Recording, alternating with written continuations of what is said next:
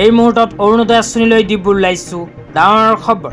তো যিসকল মহিলাৰ নাম অৰুণোদয় আঁচনিত অন্তৰ্ভুক্ত হৈ আছে সেইসকল মহিলাই ভিডিঅ'টোত ক্লিক কৰিছে যদি অনুগ্ৰহ কৰি ভিডিঅ'টো স্কিপ নকৰি প্ৰথমৰ পৰা শেষলৈ চাই থাকিব, কিয়নো যিসকল মানুহৰ নাম অৰুণোদয় আঁচনিত অন্তৰ্ভুক্ত হৈ আছে সেইসকল মানুহক অৰুণোদয় আঁচনিৰ জৰিয়তে প্ৰতি মাহত ৩,০০০কৈ টকা প্ৰদান কৰিব বুলি বিজেপি চৰকাৰৰ ফালৰ পৰা বিশেষ প্ৰতিশ্ৰুতি প্ৰদান কৰিছে। তো আপোনালোকৰ নাম যদি অৰুণোদয় আঁচনিত অন্তৰ্ভুক্ত হৈ আছে তেন্তে অনুগ্ৰহ কৰি ভিডিঅ'টো প্ৰথমৰ পৰা শেষলৈ চাই থাকিব। লগতে মোৰ চেনেলত নতুন হ'লে প্লিজ চেনেলটো ছাবস্ক্ৰাইব কৰি মোৰ লগত থাকিব। তো বলক ভিডিঅ'টো আৰম্ভ কৰি এতিয়া আমি বিস্তাৰিত জানি লওঁ যে যিসকল মহিলাৰ নাম অৰুণোদয় আঁচনিত অন্তৰ্ভুক্ত হৈ আছে সেইসকল মহিলাই যদি নিজৰ নামখন অৰুণোদয় আঁচনিৰ নতুন লিষ্টত চাব বিচাৰে তেন্তে কেনেকৈ চাব পাৰিব এই বিষয়ত আপোনালোকক সবিস্তাৰে জনাই দিছোঁ। অনুগ্ৰহ কৰি ভিডিঅ'টো প্ৰথমৰ পৰা শেষলৈ চাই থাকিব।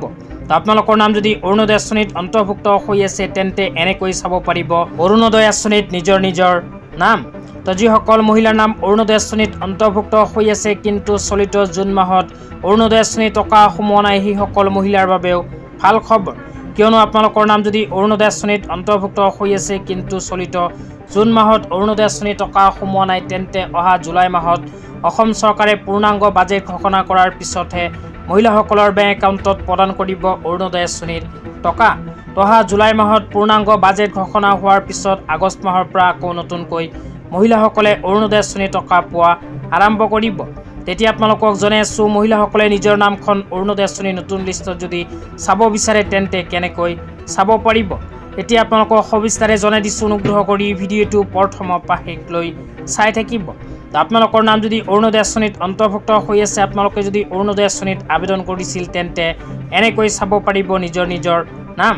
তো আপোনালোকে নিজৰ নামখন যদি চাব বিচাৰে তেন্তে অনলাইন মাধ্যমত চাব নোৱাৰিব, কিয়নো অৰুণোদয় আঁচনিৰ যিখন পৰ্টেল আছিল সেই পৰ্টেলখন বৰ্তমান বন্ধ আছে।